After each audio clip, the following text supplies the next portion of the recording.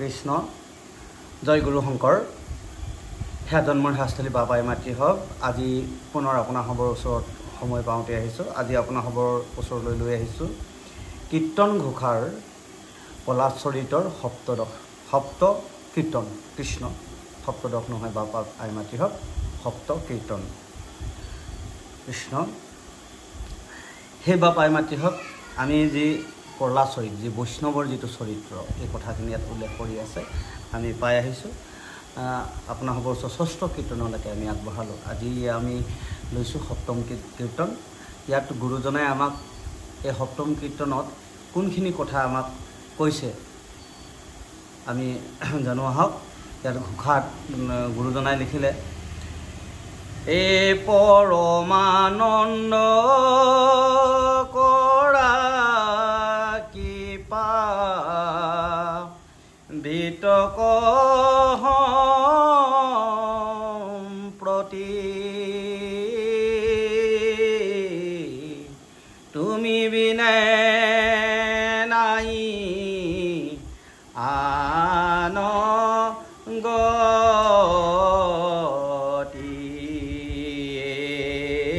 পৰমানন্দ কৰা কৃপা বিতক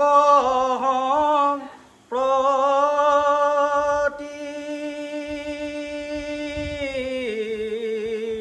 তুমি বিনা নাই আন গতি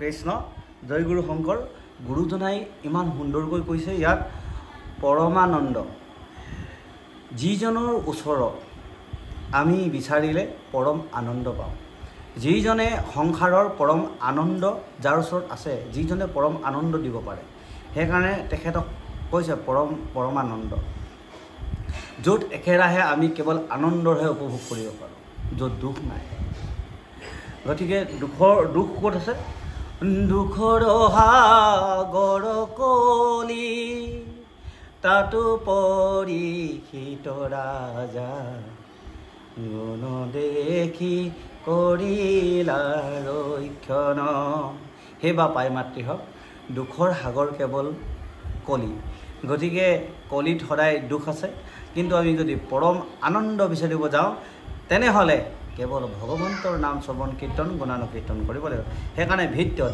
দাসক কি কৈছে উদ্ধাৰ কৰা দাসক কৃপা কৰা তুমি বিনে নাই সংসাৰৰ গতি বুলি কৈছে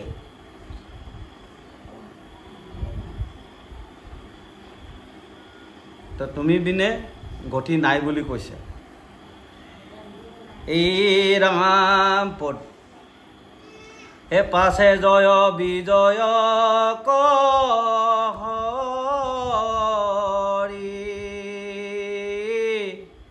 কৰিলা আশাস দুই কুধৰি অসুৰ জুনি যাহা তই নকৰিবা মনে কিছু যত ভয়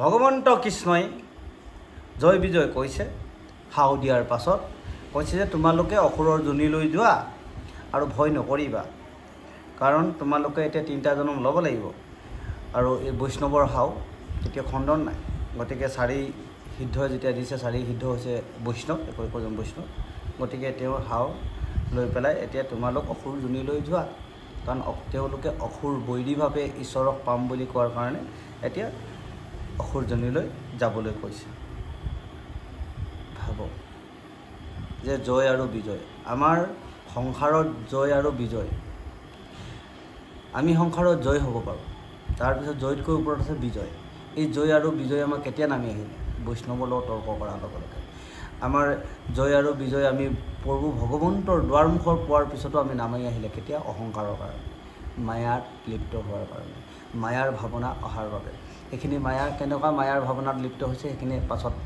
উল্লেখ হ'ব। এতিয়া সেই তেওঁ অসুৰ যোনিলৈ নামি আহিছে, ভাবক আসৰিক ভাৱনালৈ এতিয়া নামিবলগীয়া হ'ল।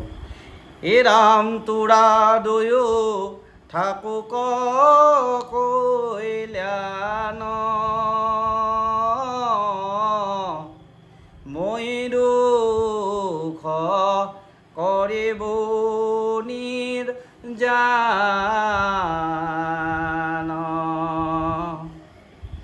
ব্ৰহ্মশাপ নকৰো শৰণ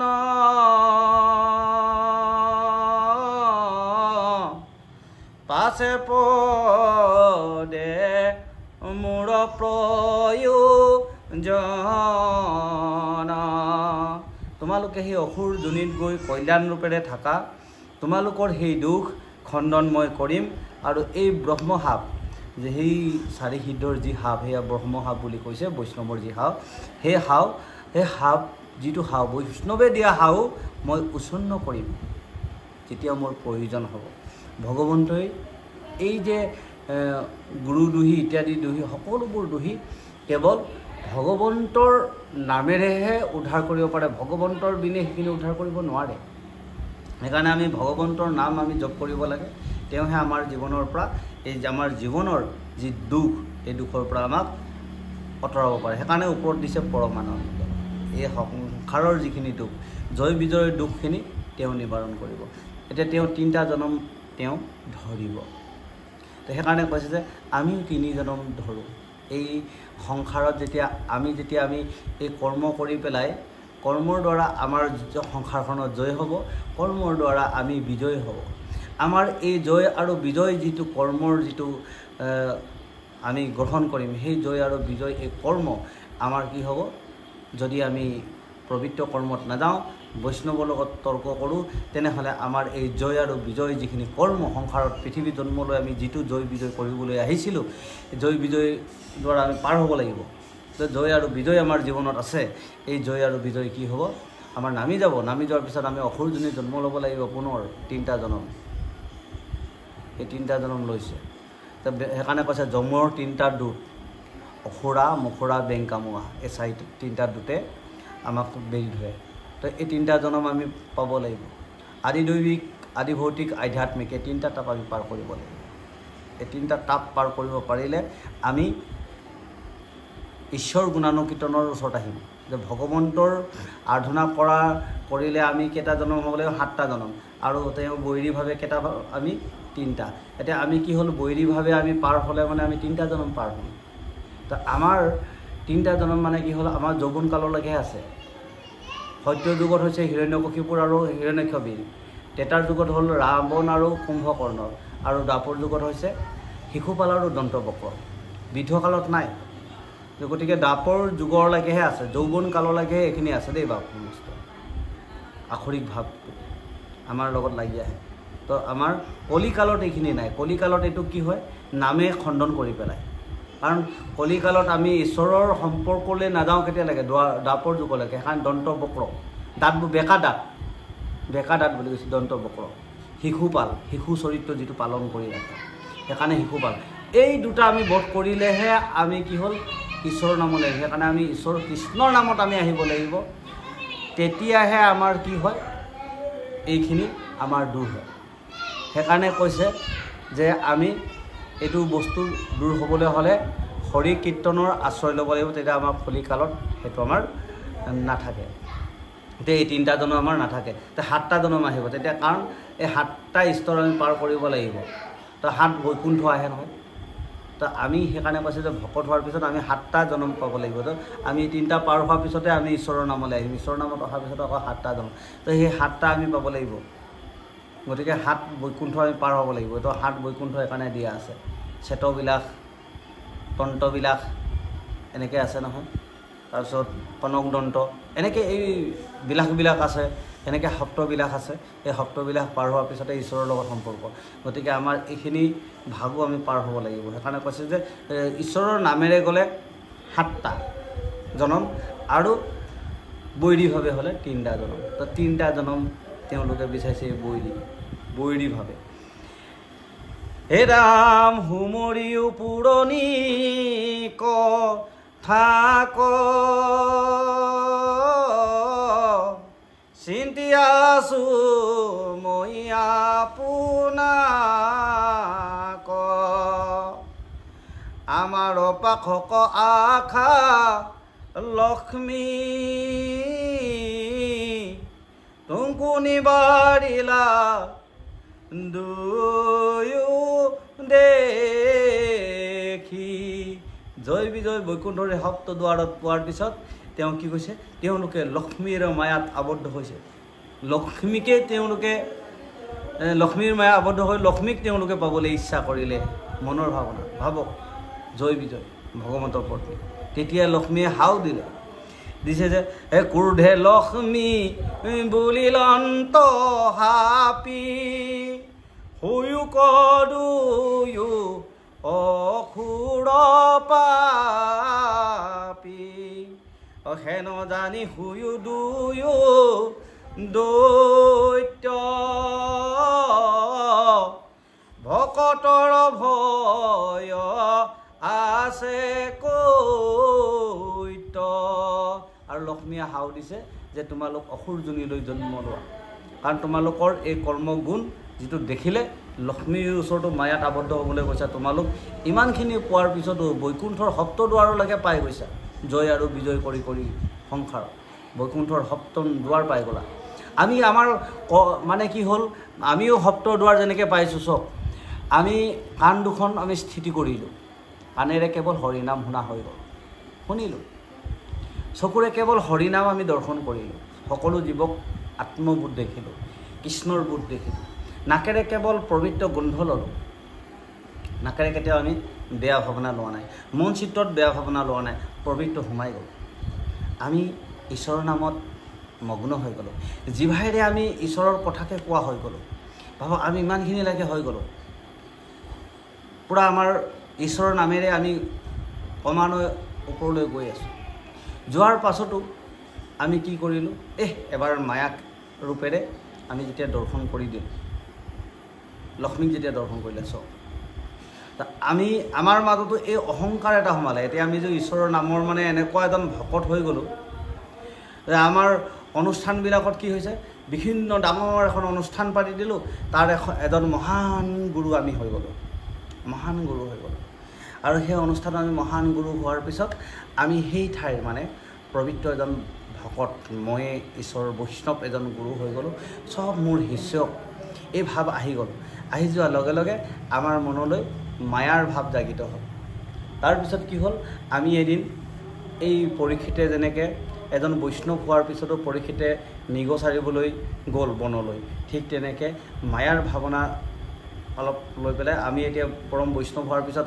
আমি যদি অলপ আমি পোচাকযোৰ বেলেগকৈ পিন্ধিলোঁ আমাৰ কোনো দুখ নাথাকে বুলি ভাবি যেতিয়া পোচাক পিন্ধে মায়া কৰ্মত লিপ্ত হৈ গ'ল কিছুমান আছে এনেকুৱা গুৰু তেওঁ মানে সম্পূৰ্ণ ঈশ্বৰৰ নামত হৈ গ'ল মোৰ অনুষ্ঠান বিৰাট ডাঙৰ ডাঙৰ অনুষ্ঠান মই গ্ৰহণ কৰিলোঁ কিন্তু তাৰপিছতো এগৰাকী মায়াৰ লগত লিপ্ত হৈ গ'ল সপ্তদুৱাৰ পোৱাৰ পিছত তেওঁৰ সম্পূৰ্ণ সেই বৈকুণ্ঠৰ সপ্তদুৱাৰ পোৱাৰ পিছত তেওঁ কি হ'ল খহি পৰিলে একেবাৰে তলত আকৌ 3টা জনমৰ তেওঁলোকে আদি দৈবিক আদি ভৌতিক আৰু আধ্যাত্মিক এই 3টা তাপ আপোনাৰ 3 তাপত তেওঁলোকে মগ্ন হ'ব লগা হ'ল তো মানে মায়াৰ সংসাৰত বৰ্তিত হৈ পেলাই নিজৰ যেনেকৈ একজন ভকতৰ যিটো কৰ্ম আছিলে সেই কৰ্ম আঁতৰাই অন্য এটা কৰ্মত যেতিয়া লিপ্ত হৈ গ'ল তেওঁ আকৌ মানে সেই জালত পৰিব লগা হ'ল তেওঁৰ বিৰুদ্ধে বিভিন্ন ধৰণৰ কথা কৰ্ম কৰিব লগা হ'ল তেওঁ নামিলে তেওঁ এটা ডাঙৰ অনুষ্ঠানৰ মালিক হৈ গ'ল কিন্তু তেওঁ কি হৈ গ'ল তললৈ খহি পৰিব লগা হ'ল তো এইখিনি উদ্ধাৰ কৰিবৰ কাৰণে তেওঁ পুনৰ আৰম্ভণিৰ পৰা কষ্ট কৰিব লাগিব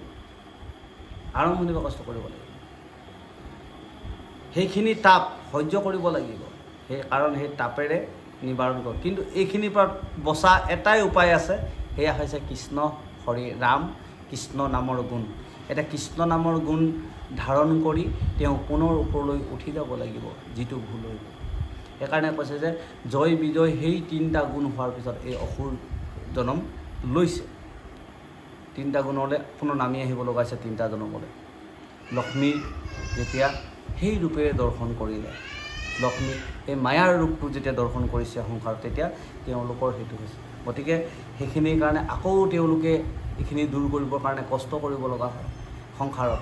তেওঁলোকৰ ওপৰত বিভিন্ন মানে ৰূপে আকৌ দেখা দিব, বিভিন্নজনে বিভিন্ন কথা ক'ব। তো এইবিলাকলৈ যুদ্ধ কৰিব লাগিব, কষ্ট ভাৱনা আহিব। গতিকে মায়া ছেদ কৰি এজন বৈষ্ণৱে কেনেকৈ থাকিব লাগিব এইখিনি কথা জানিবৰ কাৰণে, বৈষ্ণৱ এজনে কেনেকৈ থাকিব লাগিব, কি হৈ থাকিব লাগিব, এইখিনি জানিবৰ কাৰণে আমাক পলাশয়টো গুৰুজনাই দাঙি আনিলে। এ ৰাম বৈৰভাৱে চিন্তিবা মোক, অল্পকালে পাইবায়ে লোক, দুখ নকৰিব মই অন্ত, এহি বুলি পাছে ভগৱন্ত। লক্ষ্মীয়ে হাও দিয়াৰ পিছত আকৌ এই খেলটো কি কৰিলে, জয় বিজয়ৰ দ্বাৰা, এই জয় বিজয় কি কৰিলে, 4 সিদ্ধৰ দ্বাৰা হাও দিয়ালে। আৰু কি কৰিছে, এই দুখ নকৰিবা, তোমালোকৰ এই 3 জনমৰ যি দুখ মই নিবাৰণ কৰিম বুলি ভগৱন্তই কৈছে। হে ৰাম লক্ষ্মী হমে গয়া ধীৰে ধীৰে, প্ৰৱেশিলা ৰত্নৰ মন্দিৰে, পাছে দুয়ো মুখ্য পাৰিষদ, এৰি হবে বৈকুণ্ঠ পদ। আৰু এই কথা কৈ ভগৱন্তই লক্ষ্মীৰ সৈতে মন্দিৰ, ঈশ্বৰে নিজৰ মন্দিৰৰ গৃহত প্ৰৱেশ কৰিলে। আৰু জয় বিজয় পুনৰ মুখ্য পাৰিষদ তেওঁলোক বৈকুণ্ঠৰ পৰা খহি নামিলে। আৰু তেওঁলোকে কি হৈছে, তললৈ নামি আহিছে এতিয়া, কাৰণ এতিয়া বৈকুণ্ঠ এৰিবলৈ ক'লে আৰু সেই বৈকুণ্ঠত তেওঁলোক নাই, নামি গ'ল। এতিয়া আমাৰ সেইখিনিতে ভুল হৈ যায়। যেতিয়া আমি মায়া যেতিয়া আমি দৰ্শন কৰি দিওঁ এজন বৈষ্ণৱ হোৱাৰ পিছত, বৈষ্ণৱ এজনে কেনেকৈ মায়াৰ কবলত পৰিব নালাগে, সেইকাৰণে কৈছে যে মায়াৰ লগত কেতিয়াও মায়া ভাৱ আনিব নোৱাৰিব। যে আমাৰ সেইকাৰণে সপ্তদুৱাৰ পাই যোৱা একোজন বৈষ্ণৱ কি হ'ল, বৈকুণ্ঠৰ সপ্তদুৱাৰত প্ৰৱেশ কৰা একোজন বৈষ্ণৱ কি হৈ গৈছে, খহি পৰিব লগা হৈছে। কি কাৰণে, মায়া দৰ্শন কৰা। আমি ইমান ওপৰলৈকে যোৱা একোজন বৈষ্ণৱ হোৱাৰ পাছত আমি ভুল কৰিলে যে মায়া দৰ্শন কৰি দিয়াৰ লগে লগে আমাৰ এইটো যে একোজন নিজৰ যিখিনি শিষ্য হৈ গ'ল, এটা ডাঙৰ অনুষ্ঠান গঢ়িলে, গঢ়াৰ পিছত সেইজন লোক কি হৈ থাকিব লাগিব, কি কৰিব লাগিব, কেনেকৈ থাকিব লাগিব, সেইখিনি বহুত কথা আছে। সেইকাৰণে যদি সেইটোও যদি ভুল হয় তেনেহ'লে এনেকৈ খহি পৰিব লাগিব। এই মাৰাম শ্ৰীহত হুয়া ধুমুখে,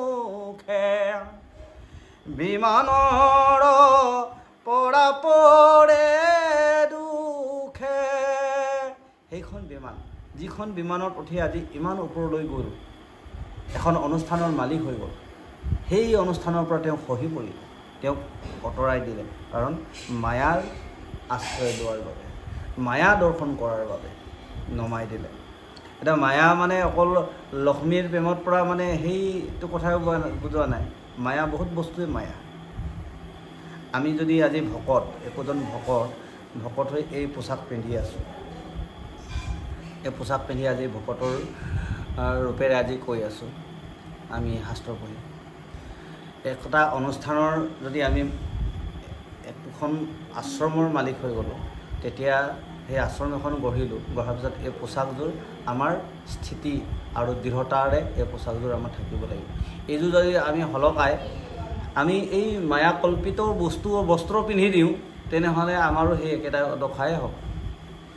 কাৰণ হাজাৰজনৰ একোজন যেতিয়া হয়, তেতিয়া তেওঁৰ দৰ্শন, হাজাৰজনৰ যেতিয়া দৰ্শন হয়, তেতিয়া এই বস্তুটো কি হ'ল, মান্যতা থাকিব লাগিব। একোজন ভকত হয়, ভকত প্ৰচাৰ কৰিবলৈ গ'লে, ঈশ্বৰৰ নাম যদি ভকতে প্ৰচাৰ কৰিবলৈ যায়, তেনেহ'লে এই দৰ্শন লাগে। তে সেইটো কাৰণে কৈছে তেওঁ একেবাৰে নামি যাব। এইটো কাৰণে তেওঁ কি হ'ল, নামি গ'ল, অনুষ্ঠানৰ যিজন মালিক। সেইটো কাৰণে কৈছে যে ঈশ্বৰৰ দৰ্শনবিলাক কওঁতে, তো আমাক এই পোচাকযোৰৰ দ্বাৰা আমাক কি কৈছে এটি যদি আশ্ৰমৰ যেতিয়া তেওঁ গুৰু হৈছে সেই গুৰুজনে এই পোছাকৰ মান্যতা ৰাখি যাব লাগে এতিয়া সেই ওপৰলৈ উঠি উঠি গৈ থকা যিখিনি উঠি গ'ল সেইখিনি খহি পৰিলে তেওঁ বিমানৰ পৰা পৰি গ'ল হেন দেখি বৈকুণ্ঠ কচনি কৰে সবে হাহাকাৰ ধ্বনি আৰু যেতিয়া সেই অনুষ্ঠানৰ যিজন মানে পূৰ্ণ পুৰুষ হিচাপে যাক আগবঢ়ালে সেইজন যেতিয়া তললৈ নামি গ'ল তেওঁৰ লগত থকা যিমানখিনি লোক আছিলে তেওঁলোকে যিটো অনুষ্ঠান গ্ৰহণ কৰিলে যিটো আশ্ৰম সৃষ্টি কৰিলে সেই অনুষ্ঠানৰ কি হ'ল সমগ্ৰ লোকে হাহাকাৰ হৈ গ'ল এইটো কি কৈছে সবে হাহাকাৰ হৈছে সেই বৈকুণ্ঠখনত যিখন বৈকুণ্ঠ সৃষ্টি হৈছিলে সেই বৈকুণ্ঠৰ সকলো হাহাকাৰ হৈ গ'ল দেখিছেনে ইয়াতে জয় বিজয়তে ইয়াত কৈছে হাহাকাৰ যেতিয়া অসুজনীলৈ আহি গৈছে হাহাকাৰ হৈ গ'ল তেওঁ আমি যেতিয়া একোজন পবিত্ৰ ভকত হৈ গ'লোঁ ভকত হোৱাৰ পিছত আমি যেতিয়া এইখিনি কৰ্ম কৰোঁ তেতিয়া আমাৰ এই মানসিক ভাৱনাৰ এই চকু দৃশ্য ইত্যাদিসমূহ কষ্ট পাবলগীয়া হ'ব মানুহৰ বিভিন্ন ধৰণৰ কথা শুনিবলগীয়া হ'ব তেতিয়া ইয়াৰ কি হয় মান্যতা যেতিয়া নাইকিয়া হ'ব নিজৰ শৰীৰৰ অংশবিলাকে মন মগজুও কষ্ট পাবই আৰু আমাৰ দৰ্শনৰ যিখন আশ্ৰমৰ যিখিনি লোক আছে সেই সকলেও মানসিক কষ্ট পায় হাহাকাৰ হয় আজি মানসিক কষ্ট সেইবিলাকে ভুগি আছে এৰাম পাছে দুয়ো এৰি নিজ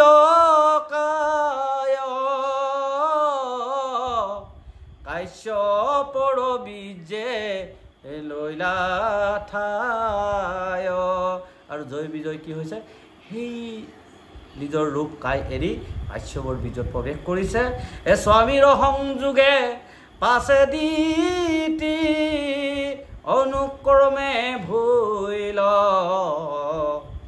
গৰ্ভৱতী আৰু স্বামীৰ সংযোগত দিতি কি হৈছে গৰ্ভধাৰণ কৰিছে যিগৰাকী লোকে সময় নিৰ্ধাৰণ কোনো নীতি নিয়ম নাই তেনে এগৰাকী লোকৰ ওচৰত তেওঁ কি হ'ল গৰ্ভধাৰণ কৰিব লগা হ'ল সেইজন সেইকাৰণে কৈছে যে শংকৰ গুৰুজনে কৈছে যে যদি গুৰু হয় শুদ্ধ গুৰু হ'ব লাগিব আৰু গুৰু হৈ যদি অশুদ্ধ গুৰু হয় তেনেহ'লে আমি যদি গুৰু চৰিত্ৰত পঢ়োঁ যে তাত লিখা আছে যে তেওঁ এটা সময়ত অশুদ্ধ গুৰু হ'লে যদি নিজৰ সন্তানবিলাকো যেতিয়া খালত পৰে তেতিয়া কি হয় সেই গুৰুজন এটা ডাঙৰ বৃক্ষ হয় আৰু বৃক্ষৰ ওপৰত তেওঁৰ মানে যিখিনি শিষ্য আছিল সেইসকলে পশু পক্ষী হৈ মূৰত মানে প্ৰস্ৰাৱ লেট্ৰিন ইত্যাদি কৰে তো তেওঁ সেই গুৰুজন মানে মৃত্যুৰ নাইকিয়া হৈ যায় অজৰথৰ হৈ যায় তো সেনেকুৱা মানে হয় বৃক্ষ হিচাপে জন্ম ল'ব আৰু তেওঁৰ সন্তানবিলাকে তাত প্ৰস্ৰাৱ কৰিব এয়া আমাৰ গুৰু চৰিত্ৰত সুন্দৰকৈ ইয়াত উল্লেখ আছে সেইকাৰণে কৈছে যে হ'লে মানে আমি শুদ্ধ গুৰু হ'ব লাগিব যিজনে কৃষ্ণ দৰ্শন কৰোৱাই যিজনে কৃষ্ণৰ নামৰ সদায় কিংকৰ হ'বলৈ জানিব সেইকাৰণে কৈছে যে কৃষ্ণ দৰ্শন কৰোৱা আৰু গুৰু দৰ্শনৰ দ্বাৰা যি কৈছে সেই সত্য শুদ্ধ ৰূপেৰে আমাক যোৱা কথা কৈছে হে ৰাম কৃষ্ণৰ কিংকৰে শংকৰে ভনে নেৰিবা কীৰ্তন একো জনে কেতিখনে পৰে গীতো কায় হৰি হৰি ঘুখিও সদায় এই দেহাটো কোন সময়ত আমাৰ পৰি যায় ঠিকনা নাই গতিকে আমি প্ৰতিটো সময় ঈশ্বৰৰ নাম ল'ব লাগে বুলি কৈছে কৃষ্ণ বাপ আই মাতৃভাৱ আজি সপ্তম কীৰ্তন ভাগ আমি পলা চৰিত্ৰৰ আগবঢ়ালোঁ অষ্টম কীৰ্তন তাৰ পাছৰখিনিত কি জয় বিজয় কি হ'ল এইখিনি কথা আমি আগবঢ়াম আমাৰো সেই যে জয় বিজয় সংসাৰৰ জীৱনলৈ জয় আৰু বিজয় হ'বলৈ গৈ থকা অনুষ্ঠানো কি হ'ল তললৈ খহি পৰিলে কৃষ্ণ জয় গুৰু শংকৰ হে বাপ আই মাতৃভাৱ আজি আমি এই সপ্তম কীৰ্তন কৰি সামৰণি মাৰিছোঁ কৃষ্ণ জয় গুৰু শংকৰ